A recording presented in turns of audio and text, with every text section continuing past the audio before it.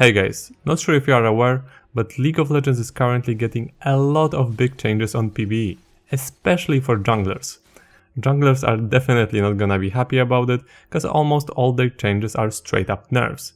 But I guess that's life of a jungler. Doran's items are also being adjusted, dragons are also getting a lot of changes, and even turrets get really important change.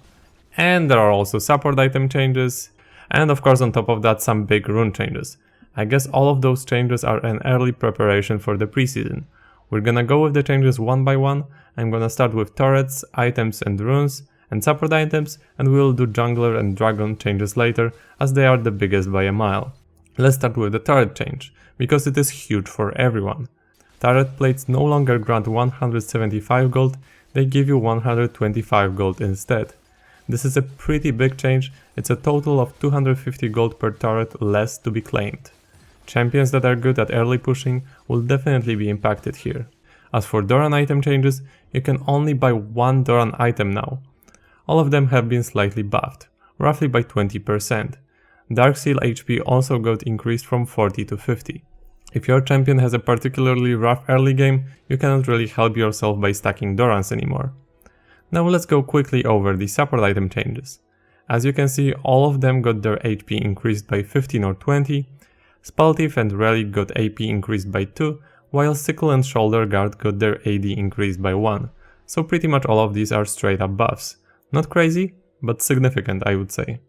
As for runes, Arcane Comet, Electrocute, Dark Harvest, Summon Airy, Fleet Footwork and Taste of Blood are getting changed. Pretty much for all of those runes, the base value gets increased at the later levels, but the scaling decreases. So if you don't build any AP or AD, this will be a slight buff, but if you have a lot of AP or bonus AD, this will be a nerf, and a fairly significant one. Press the attack is also getting a similar change, its damage is increased, but the amplification is reduced and will be 8% flat.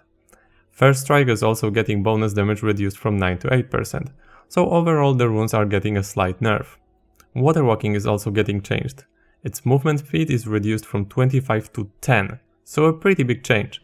The adaptive bonus of Waterwalking will be decently increased in early game, so it might be a pretty good rune for early skirmishes.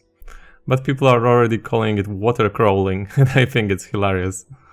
Now let's go to the first change with jungle, which is that Smite can no longer be cast on minions or pets. It already did negligible damage to pets, but now you cannot even target them anymore, which is probably for the better, so you don't accidentally smite them. Here is me trying to smite Annie's Tibers, and here in this clip Lee Sin tried really hard to smite my Shaco boxes, but it's not possible anymore. You can no longer smite minions as well, so no more cannon tags Mr. Damps, and no more cannon tags for any of you, at least not with smite. Champion smite damage was also changed. It used to scale from 20 to 160 with levels, so by the time you could smite champions, you would easily deal 50 or more damage to them. But now that damage will be 40, regardless of your level. So at level 18, instead of dealing 160 damage with smite, you will deal 40. So when it comes to smiting champions, it's just a pure nerf. Unless you guys can somehow get your tier 2 smite at level 3, then you will get an extra free damage. Just need to evolve your smite before level 4 to get the benefit of that. Now the AoE damage increased from 50 to 100%. This sounds like a pretty good buff, huh? Well, the only issue is it's close to absolutely useless. You need tier 3 smite to even get the benefit of that extra AoE damage. I think Riot not changing that would be less of a spit in jugglers' faces. What's more, you no longer get extra damage reduction against epic monsters. You used to get 20% damage reduction versus epic monsters if you had 2 allied champions nearby. Well, this is getting removed. Moss Stomper, which is the green pet, no longer grants you tenacity and slow resist. So this is pretty big change. Gastwalker, the blue pet, got the brush movement speed reduced from 45 to 30% and the monster kill movement speed reduced from 60 to 45%. And the Scorchclaw, which is the red pet, well, its damage now has to be triggered from an attack or ability, instead of any source of damage. So you cannot sneeze at your enemies to proc your Scorchclaw damage anymore. Now let's go to the dragon changes. Pretty much for all of them, there are nerfs to individual dragons, but buffs to souls. Getting one Infernal or Mountain Dragon will be way less valuable now. Infernal AP AD is reduced from 5 to 3%. the soul base damage is increased from 80 to 100. Ocean region is reduced from 2.5% missing HP to 2%, but the Ocean Soul base heal and base mana restore is both buffed by 20. Cloud slow resist and out of combat movement speed reduced from 7 to 4%. Soul movement speed increased from 15 to 20%.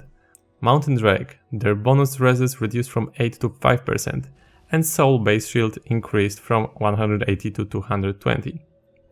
Hextech Drake haste and attack speed is reduced from 7.5 to 5, and the Soul slow is increased from 40-30% to 45-35%. So that's pretty much it. As you can see, a lot of the changes, especially in the jungle, and a lot of nerfs overall. It seems that Riot wants to reduce snowballing and slow games a little bit. What do you guys think about it? Be sure to let me know down in the comments. If you want to be up to date with PvE changes, I highly recommend following SpiderAxe on Twitter. Thanks for watching and take care, especially in the jungle.